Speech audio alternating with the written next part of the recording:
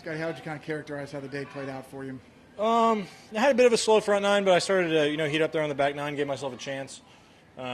Did some good things today. Did some things this week I could have improved on, but overall, it was a good solid week. Were you leaderboard watching out there on the back nine, especially when you're making that run? Well, yeah. I think you always want to be aware of what's going on, and just trying to put as much pressure on Minwoo as I could have. But I was hoping to be able to do that in the front nine. I wasn't able to get off to a good enough start. And he played some really good golf, and I think he made one mistake on 16, but other than that, he did some really, really good stuff out there, and he just went out and beat us this week.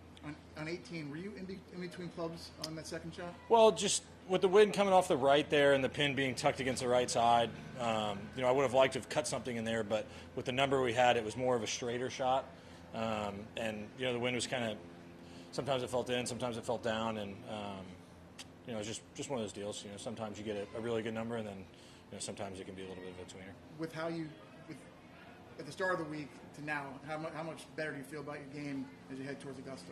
Yeah, I definitely feel better. I feel like I can still clean up a few things in my swing. My ball striking wasn't as sharp as I would have liked for it to have been this week. But overall, yesterday and today, I felt like we're improving in the ball striking. Yesterday the score I don't think showed it, but today the way I struck it, especially down the stretch when I really needed to, I hit some really nice shots.